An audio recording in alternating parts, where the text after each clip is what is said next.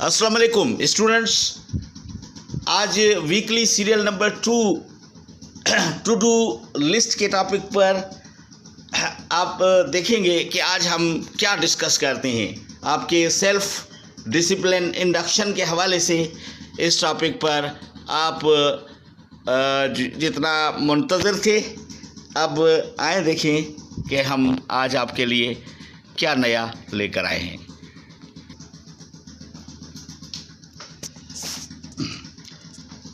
तो व्यूअर्स, आज to do list में जो हम चीज़ डिस्कस कर रहे हैं वो हमारी प्रीवियस वीडियो की कंसिस्टेंसी है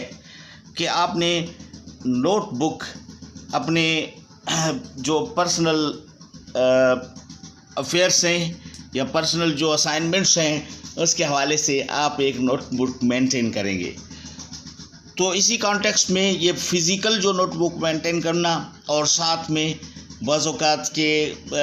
आपके पास अवेलेबिलिटी नहीं होती, आप किसी ऐसी जगह पर बाहर निकल गए हैं जहां आपको डेटा की ज़रूरत पड़ती है, उसके सीरियल नंबर या बाज़-औक़ात डेट या नोटिफिकेशन नंबर या जो है बहुत सारी चीज़ें। तो ये तमाम चीज़ें आप किस तरह अपने पास इंटरनेट पर अपडेट रखें। तो इंटरनेट पर बहुत सारी चीज़ें पर्सनल डेटा से रिलेटेड अगर बंदा कोई रखता है तो that is very much risky. Now how to get out of के सिचुएशन ऑफ द रिस्क, उससे भी बचे रहें और साथ में अपनी डेटा भी जिस वक्त ज़रूरत पड़े आप फ़ौरन निकाल सकें। तो इसके लिए आप एक बेहतर ये है कि आप गूगल में माई ड्राइव पर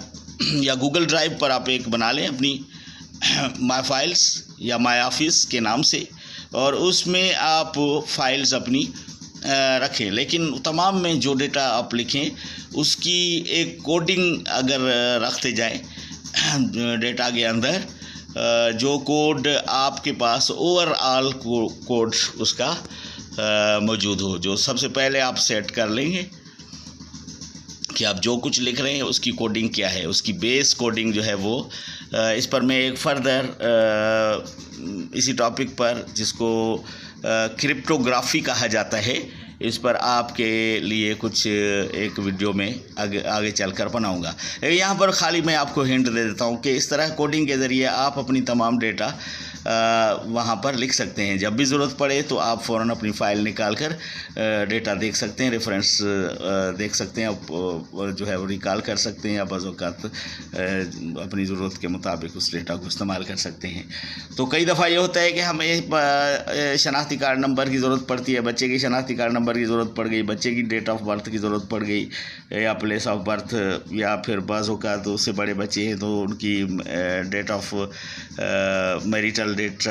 या इस तरह की बहुत सारी चीज़ें जो एकेडमिक में उनके रिकॉर्ड की या उनके CSS के या FPSC के या अपनी प्रोविंशियल जो सब पब्लिक सर्विस कमीशंस वगैरह के एग्ज़ामिनेशंस या फॉर्म जो आप फिल करते हैं उसमें डेटा लिखनी होती है। तो बाज़ औक़ात ये है कि अक्सर जो है वो लोग परेशान हो जाते हैं और फॉर्म फिल करना उनके लिए बहुत बड़ी मुसीबत होती है, बिकॉज ऑफ दिस कि डेटा जो है वो क्या होती एक जगह कलेक्टेड एक प्लेस पर मौजूद न होने की वजह से हमें हर चीज़ जो है फाइल में से जाके पर्टिकुलर उससे निकालनी पड़ती है। सपोज़ आपने अपने एलिजिबिलिटी सर्टिफिकेट नंबर लिखना है BA का या BCom का या BSc का या मास्टर्स का या कोई भी, तो अब एलिजिबिलिटी सर्टिफिकेट नंबर कौन सा है, अब नंबर कैसे देखें, आप वहाँ से जाके देखेंगे। Date on which the result was announced. बहुत औक़ात ये भी होता है कि कई दफ़ा ये होता है कि बच्चों के फॉर्म में हम लोग केयर ही नहीं करते और हम मार्कशीट ले लेते हैं, रिज़ल्ट आती है, रिज़ल्ट आने के बाद वही मार्कशीट तो आगे चली जाती है, उसकी फ़ोटोकॉपी भी नहीं रखते। नतीजा क्या निकलता है, वो बच्चा जब MSc करके बाहर आता है तो उसके पास सपोज़ करें BSc के जो रिज़ल्ट अनाउंस डेट थी वो मौजूद नहीं है। अब एक आप पब्लिक सर्विस कमीशन का जब भी फॉर्म फिल करते हैं तो उसमें ये एक मतलब आपके पास एक क्वेरी होती है जिसमें आपने फिल करना होता है कि रिज़ल्ट जो है announced date, result announcement date कौन सी थी। सपोज़ करें BA पार्ट 1 की, BA पार्ट 2 की, MA पार्ट 1 की, MA पार्ट 2 की या आप सपोज़ करें BS पार्ट 1 की, पार्ट 2 की, and so on whatsoever degree जो भी हो। तो एनी हाउ, तो इस तरह इन चीज़ों की मतलब एंड टाइम पर जो भी आपके पास इंक्वायरी सामने आती है तो उसको फ़ौरन उस कॉपी में मेंटेन किया जाए। मेरा जो असल मकसद जो था कि उसमें रिलेटेड जो रिलेवेंट जो शोबा हो उस शोबे के साथ, या रिलेवेंट जो पर्सन हो उसके साथ, उसका जो पेज है उस पेज पर जाके आप लिख लेंगे। अगर बच्चे हैं तो बच्चे की आपने ऊपर क्योंकि नाम लिखा हुआ है, फिर अगर शनाख्ती कार्ड उसका बन चुका होता है तो उसी पेज पर उसके नीचे शनाख्ती कार्ड नंबर लिख देंगे। और फिर जो उसका कोई वोटर लिस्ट नंबर वगैरह आता है तो वो वोटर लिस्ट नंबर सीरियल आपने दे दिया, ख़ानदान नंबर वो भी दे दिया उसी पेज पर। फिर डोमिसाइल बना तो डोमिसाइल का सीरियल नंबर कौन सा है, और फिर PRC बनता है तो उसका सीरियल नंबर कौन सा होगा, डेट कौन सी इशू होने की, फिर इसी तरह NIC, फिर फर्दर जो भी है। तो इस तरह आप हर सर्टिफिकेट पर मिसाल की बात है प्राइमरी से लेके ग्रेजुएशन पोस्ट ग्रेजुएशन तक रिलेवेंट हर डेटा वहाँ पर एक पेज पर लिखी हुई होगी। तो इसी तरह ये तमाम जो फिज़िकल डेटा थी जो आपके पास मटेरियल फॉर्म में मौजूद थी कॉपीज़ पर या नोटबुक्स पर, तो उसी को अगर आप अडॉप्ट करते हैं इंटरनेट पर, गूगल ड्राइव में सेव करते हैं इस तरह की आप बनाकर, तो ये और ज़्यादा आपके लिए जो है वो इजी एंड अप्रोचेबल होगी जब भी ज़रूरत पड़े। तो लेकिन ये कि इसमें ख़तरा ये ख़ास तौर पर हैकिंग का रहता है कि बस होकर डॉक्यूमेंट्स या हैकिंग का या ID की प्रॉब्लम आ जाए तो हैक हो सकती है। तो इससे बचने के लिए बेहतर यही है कि आप जो भी डेटा, इम्पॉर्टेंट डेटा जो लिख रहे हों जिसमें आपके बैंक अकाउंट नंबर्स हैं या NICs नंबर्स हैं या बाज़ औक़ात उनके ऑपरेटिंग जो कोड्स होते हैं, उन तमाम कोड्स को, यानी जो कुछ भी आप इंटरनेट पर लिख रहे हों इस तरह के टू डू लिस्ट की जो मैंने आपको जो हिंट दी है, इस मेयार पर आपकी जो सेविंग हो यानी वहाँ पर जो कुछ सेव कर रहे हों वो मुकम्मल तौर पर आपके कोडिंग में हो। तो इसमें जनरल कोड आप बिलफर्ज बना लेते हैं अपना एक, कि आपके पास बिलफर्ज, ये मैं आपको बता रहा हूँ, ज़रूरी नहीं आप यही बनाएं, बल्कि हरगिज़ ये ना बनाइएगा, आप अपना कोड इस तरह चेंज ज़रूर रखिएगा। कोई भी बना सकते हैं आप, बाज़ औक़ात ये कि आप नंबर A से लेके 1 से लेके 9 तक जो नंबर्स हैं उनको आपने एसोसिएट कर दिया अल्फ़ाबेट से, A से लेके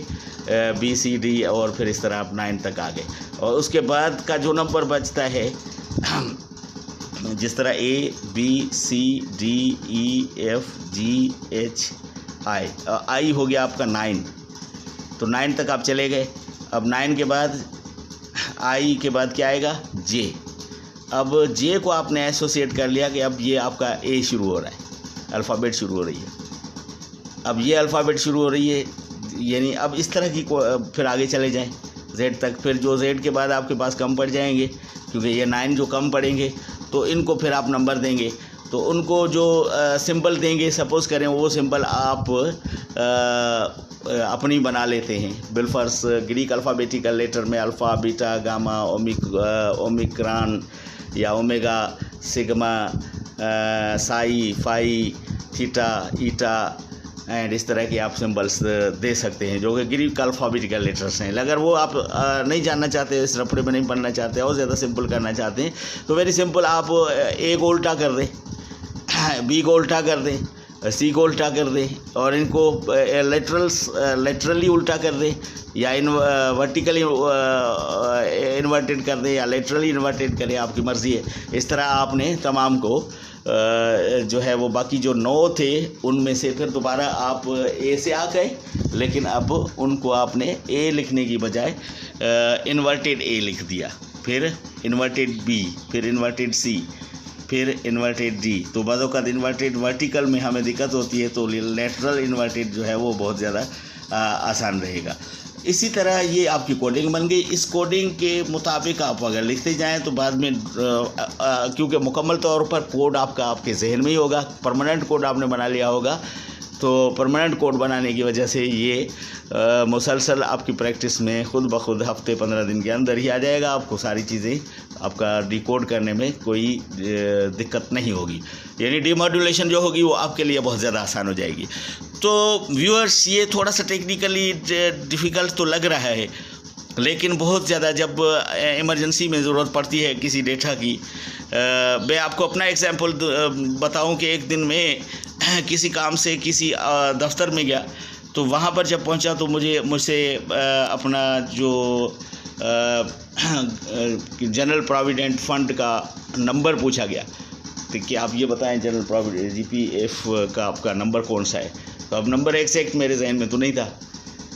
तो एग्जैक्ट नंबर जहन में नहीं था, नंबर में कैसे बताता। उनको बताया कि भाई आप मेरे NIC पर, कहते नहीं NIC नहीं, आप एग्जैक्ट नंबर बताएं। लेकिन मेरे पास ये फ़ाइल मौजूद थी, तो फ़ौरन मैंने अपने मोबाइल को ऑपरेट किया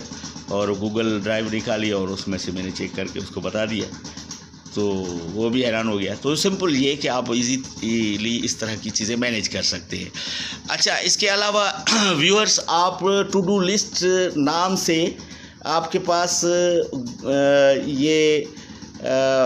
जो आपकी एंड्रॉयड एप्लीकेशंस होती हैं,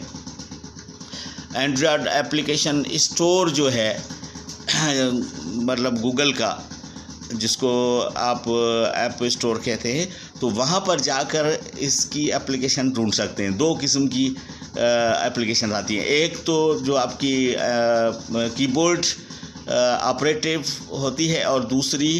हाथ से यानी उंगली से आप लिखते हैं टच